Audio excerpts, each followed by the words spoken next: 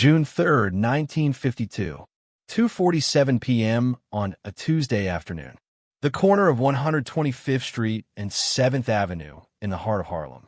17-year-old Ruthie Johnson was walking home from school, her arms full of textbooks, wearing the navy blue uniform of the prestigious convent of the Sacred Heart, one of only 3 black students admitted to the elite Catholic school that year. She was Bumpy Johnson's only daughter, protected, educated, kept as far away from her father's world as possible. But on that Tuesday afternoon, her father's world found her anyway. 3 white men stepped out of a parked Chevrolet and blocked her path on the sidewalk. The tallest one, later identified as Robert Hendricks, a 41-year-old dock worker from Brooklyn, carried a folded newspaper. But it wasn't the newspaper that made Ruthie freeze. It was what was tucked inside it. A pamphlet with a burning cross on the cover. Ku Klux Klan recruitment material. "You're Bumpy Johnson's daughter," Hendricks said. Not a question, a statement.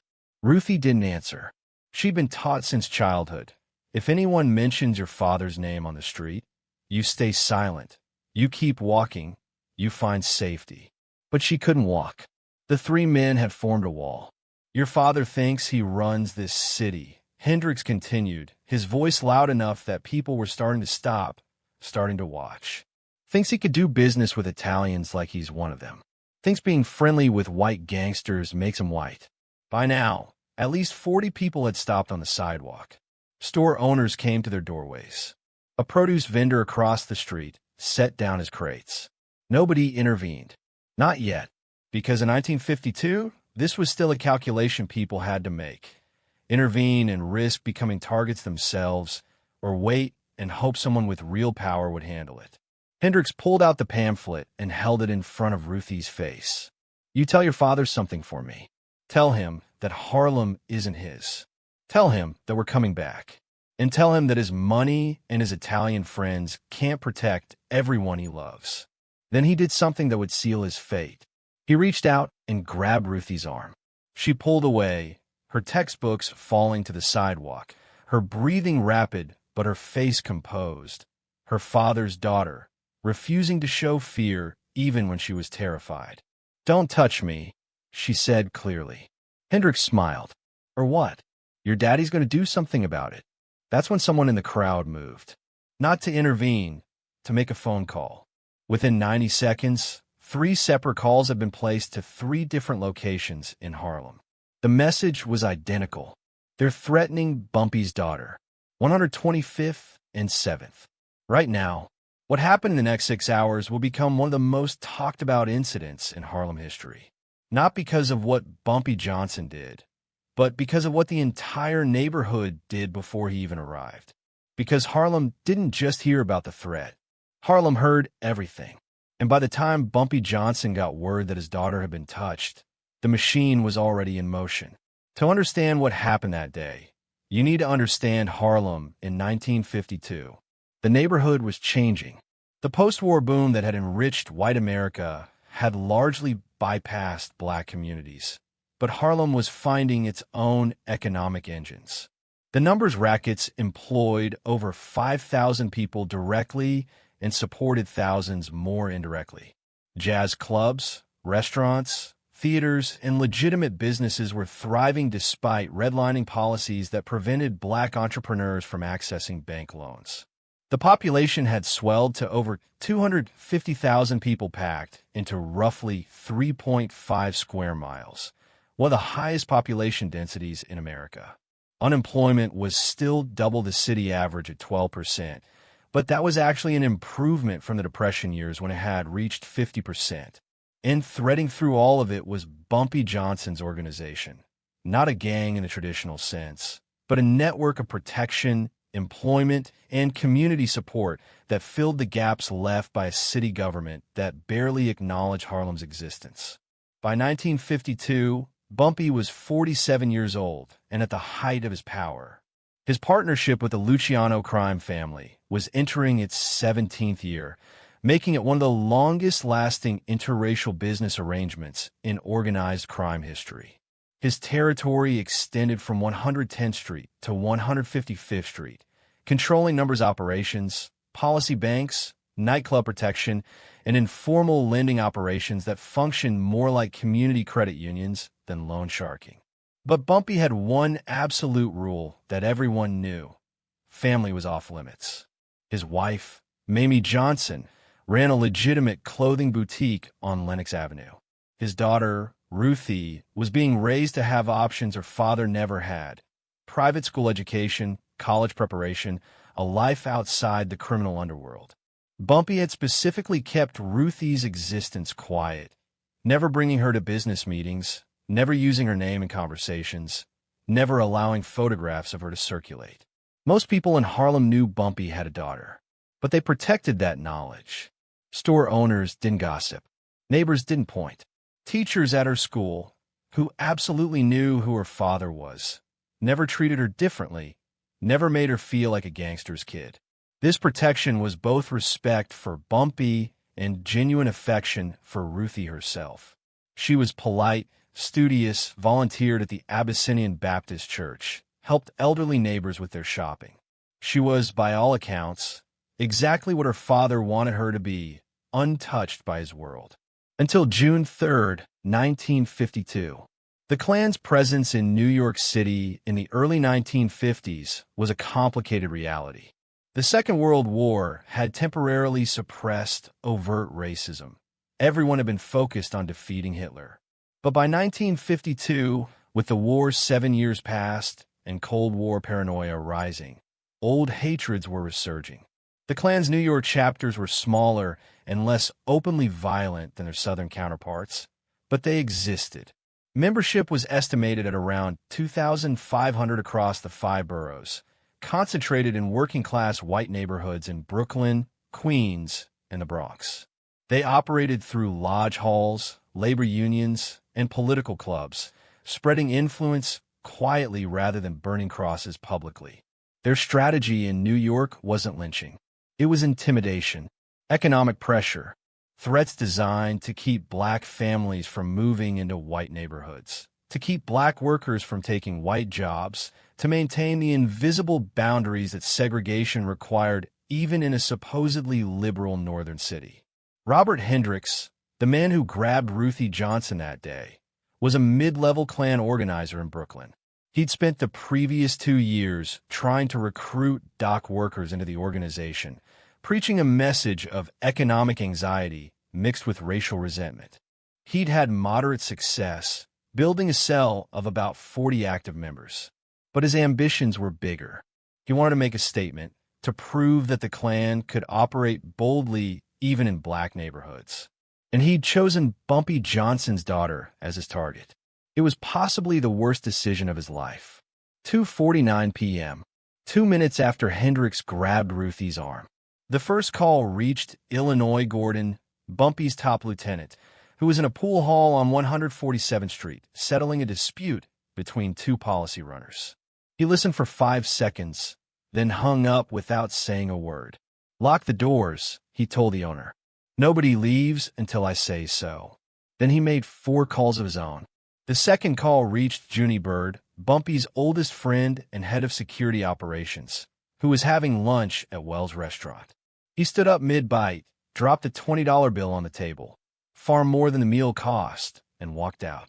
"Tell Bumpy," he said to the waiter, "I'm handling it until he gets here." The third call reached Stephanie St. Clair, now 65 years old and officially retired, but still the most respected female figure in Harlem's underworld.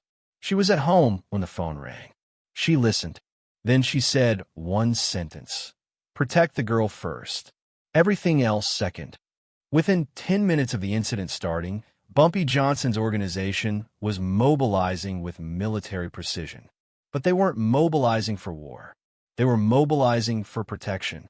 Because here's what most people don't understand about power: violence is the weakest response. Violence means you've lost control. Real power is demonstrated through organization, through the ability to respond with precision instead of chaos. By 2:55 p.m., 8 minutes after Hendricks grabbed Ruthie, the response was already in motion.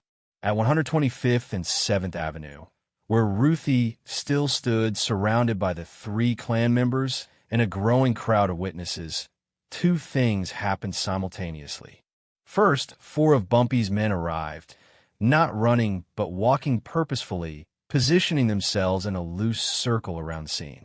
They didn't intervene. They just watched. Second, Reverend Marcus Cole from the Abyssinian Baptist Church, who happened to be walking past, approached the group. "Young lady," Reverend Cole said calmly to Ruthie, "your mother called the church looking for you. She needs you home right away." It was a lie, but a useful one. It gave Ruthie an exit without it looking like she was fleeing. Ruthie bent to pick up her textbooks. Hendricks moved to block her again, but stopped when he saw the 4 men watching him. Not threatening, just watching. The calculation was obvious. Touch her again and see what happens. Ruthie walked away with Reverend Cole. The crowd parted for them. She didn't run. She walked with her head up, her father's daughter, refusing to show the fear that was making her hands shake. "You're safe now," Reverend Cole said quietly as they walked. "I know," Ruthie replied. "I always was. They just didn't know it yet." Back at the corner, Hendricks and his 2 companions now faced a different situation. The girl was gone. The crowd was still there, and the 4 watchers hadn't moved. "We're leaving," Hendricks announced, trying to sound authoritative. "Good idea," one of Bumpy's men, a quiet enforcer named Samuel Wade, replied. "But we'll walk with you. Make sure you get to your car safely. Wouldn't want anything to happen." It was a polite way of saying, "You're not leaving our sight." 3:17 p.m. Bumpy Johnson's car pulled up to 125th Street. He'd been in downtown Manhattan meeting with Meyer Lansky about a casino investment opportunity in Cuba when the call reached him. The meeting had been important, potentially millions of dollars in play. But Bumpy had walked out mid-sentence. "My daughter," was all he said. Lansky, who had children of his own, nodded and let him go without question.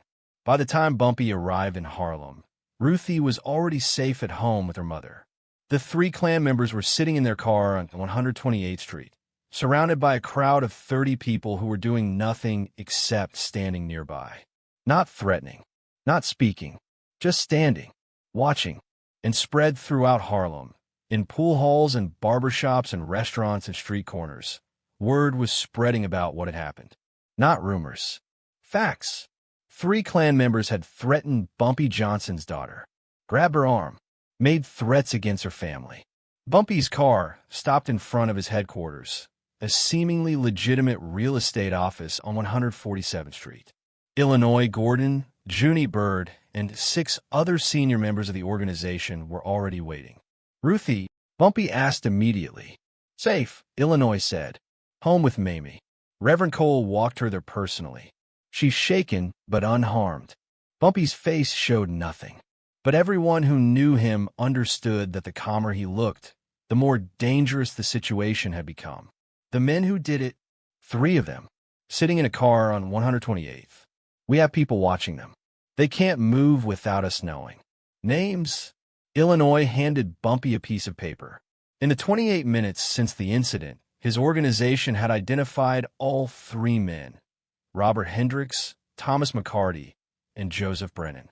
All Brooklyn residents, all Klan members, all now in the absolute worst position they could possibly be in. "What do we know?" Bumpy asked. Junie Bird spoke up. "Hendricks is the leader, dock worker, Klan organizer in Red Hook. The other 2 are followers. One's unemployed, one works construction. They drove up from Brooklyn this morning. Best we can tell, this wasn't random. They came here specifically to make a statement.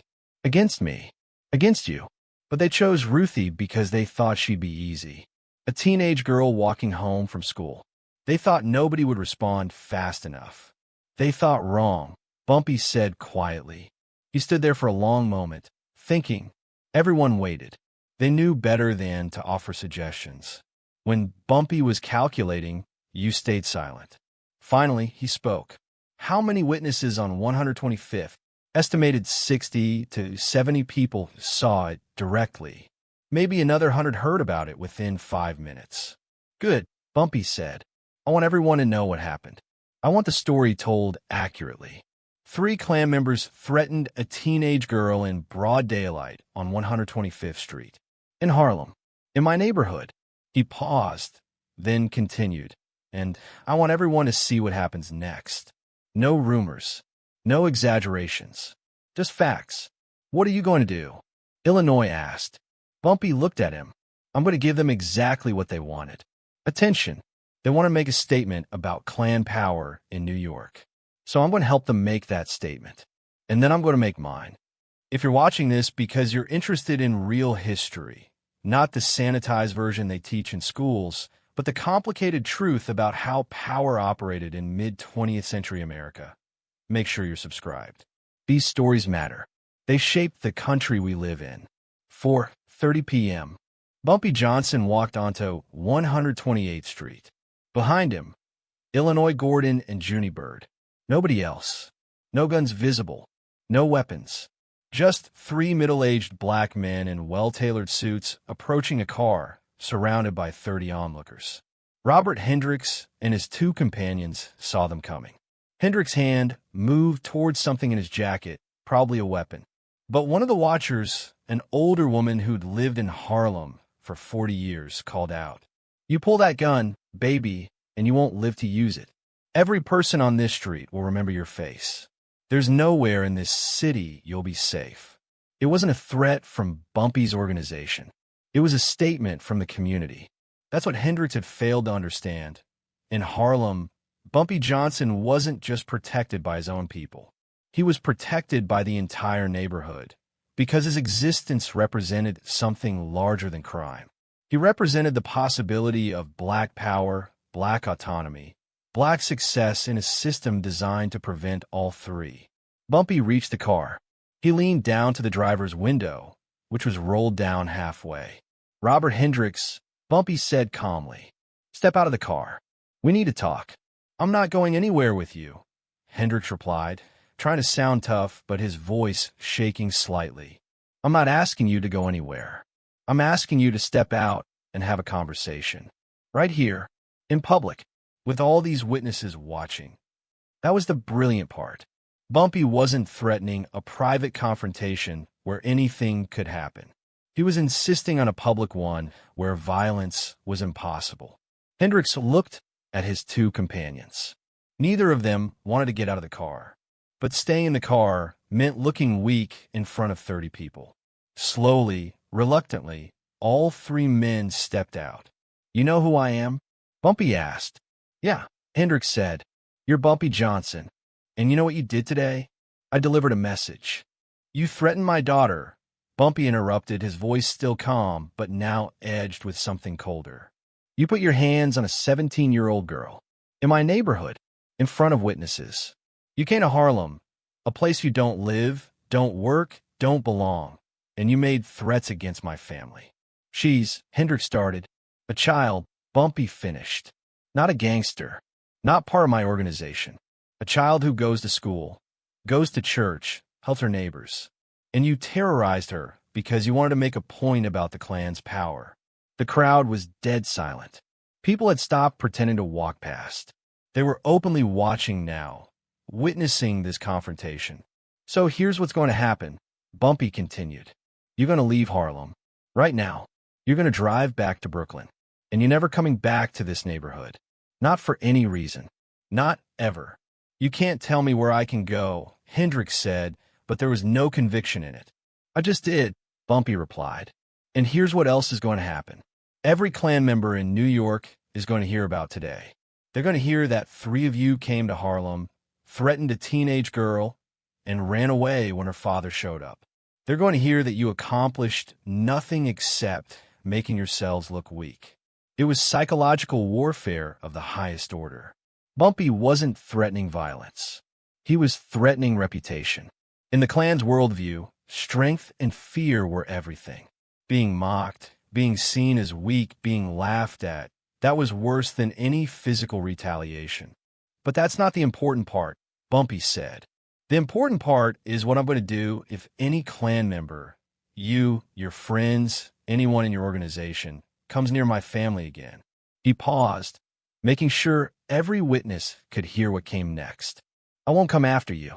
I'll go bigger. I'll make a phone call to Frank Costello, then to Meyer Lansky, then to Albert Anastasia. And I'll ask them a simple question. Do you want to keep doing business in New York? Or do you want to deal with a race war that'll bring every federal investigator in the country down on all of us? The calculation was brilliant. Bumpy wasn't threatening street violence.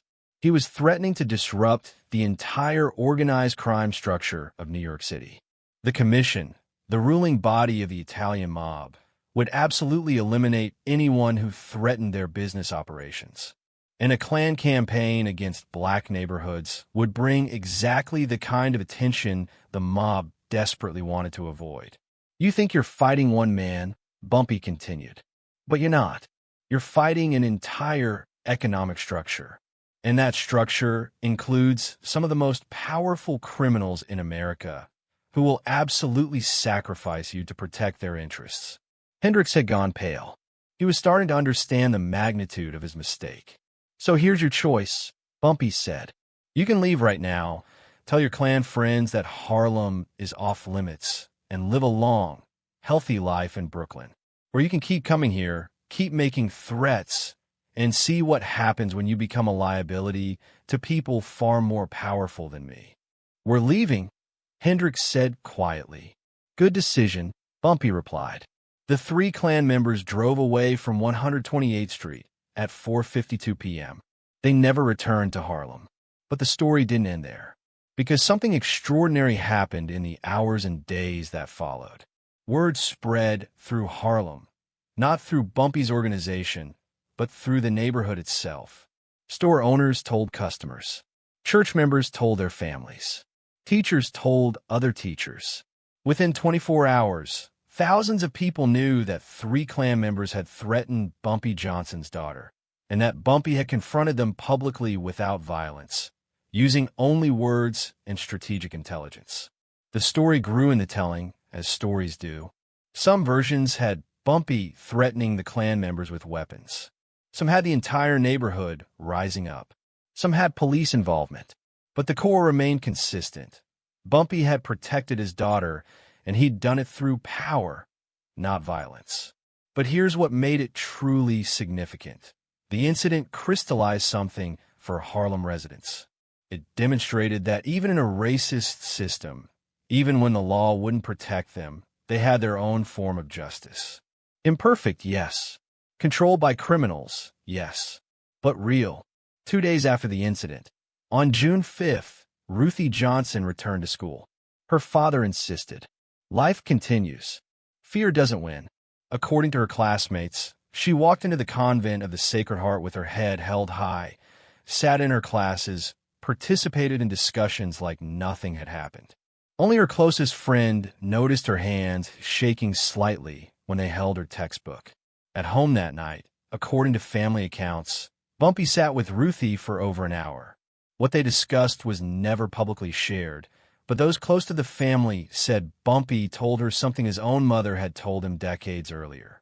Power isn't about making people afraid of you. It's about making yourself too valuable to destroy. Meanwhile, in Brooklyn, Robert Hendricks was facing his own consequences.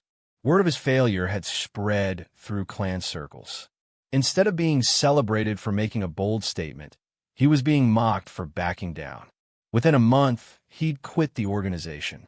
Within 6 months, he'd moved to Pennsylvania. According to census records, he worked in a factory there until his death in 1983, never again involved in any racial organization.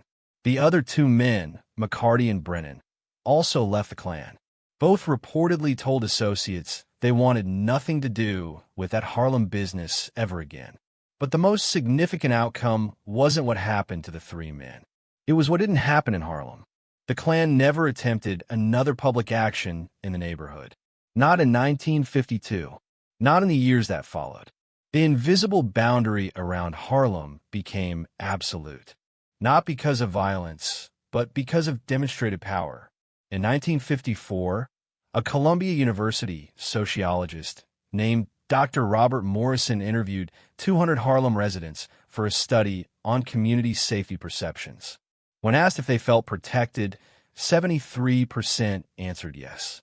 When asked by whom, 41% mentioned Bumpy Johnson or community leaders before they mentioned police. That's a stunning statistic. Nearly half of Harlem residents felt safer because of a criminal organization than because of law enforcement. It speaks to both the failure of legitimate institutions and the success of Bumpy's approach to power. Ruthie Johnson graduated from the Convent of the Sacred Heart in 1953, 1 year after the incident. She attended Hunter College, earned a degree in education, and became a teacher. She spent 35 years teaching elementary school in Harlem, touching the lives of thousands of children. She rarely spoke publicly about her father.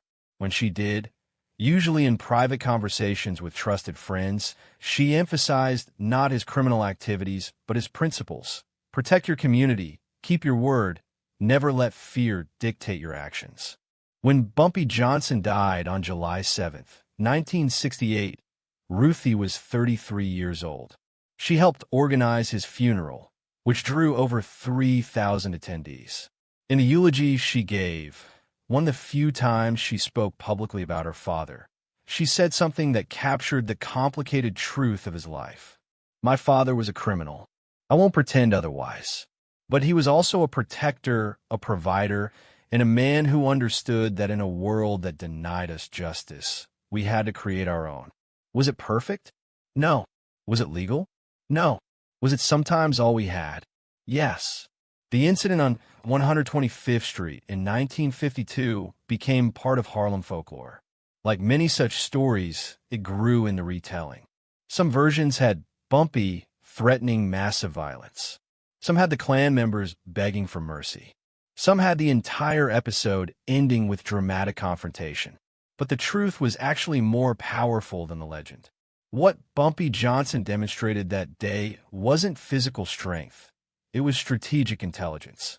He understood that violence would have started a cycle of retaliation. Instead, he used psychological warfare, economic pressure, and public shame to neutralize a threat. He protected his daughter not by destroying her attackers, but by making it clear that attacking her would cost more than anyone was willing to pay. That's sophisticated power. That's the kind of thinking that kept Bumpy at the top of Harlem's underworld for over 30 years, that earned him respect from mob bosses who normally wouldn't work with black gangsters, that made him a legend not just in criminal circles, but in the community itself. The Klan's attempt to intimidate Harlem through Ruthie Johnson backfired completely. Instead of demonstrating Klan power, it demonstrated Harlem's unity. Instead of showing that black communities were vulnerable, it showed they were organized, resilient, and capable of responding with precision. And most importantly, it showed that even in 1952, 8 years before the Civil Rights Act, 12 years before the Voting Rights Act, in an era when lynching was still happening in southern states, black people in Harlem weren't defenseless. They had their own power structures, their own systems of protection, their own way of saying, not here, not us, not ever. Was it justice? That's a complicated question. Bumpy Johnson was a criminal who profited from gambling, who employed violence when necessary, who operated outside the law. But he also protected thousands of people whom the law ignored. He provided employment in a neighborhood where legitimate jobs were scarce. He enforced codes of conduct that kept violence away from civilians. In a perfect world, none of that would have been necessary. In a perfect world, Harlem would have had effective policing, economic opportunity, and political representation. In a perfect world, 17-year-old Ruthie Johnson could have walked home from school without fear of racial terrorism. But the world wasn't perfect. And in the imperfect world of 1952 Harlem, when 3 Klan members threatened Bumpy Johnson's daughter in public, the neighborhood heard everything. And the neighborhood responded not with chaos, but with organized, strategic protection that sent a message heard throughout New York City. Harlem takes care of its own. That's the real story of June 3rd, 1952. Not just what Bumpy Johnson did, but what an entire community was willing to do. Not just how one father protected his daughter, but how a neighborhood demonstrated that protection was a collective responsibility. The laughter that Robert Hendricks expected when he grabbed Ruthie's arm never came. Instead came witnesses, watchers, and a father who understood that real power isn't demonstrated through violence. It's demonstrated through the ability to respond with precision, strategy, and community support. Ruthie Johnson lived until 2011, passing away at age 76. In her obituary, she was described as a beloved teacher, church volunteer, and community advocate. Only the last line mentioned that she was Bumpy Johnson's daughter. But in Harlem, in the stories told in barbershops and beauty parlors, in the oral history passed from generation to generation, she's remembered as something else. The girl who was threatened by the Klan on 125th Street, and whose father's response showed what real power looks like. Not violence, not revenge, but the calm, calculated demonstration that some people, some communities, are simply too organized, too unified, and too intelligent to intimidate.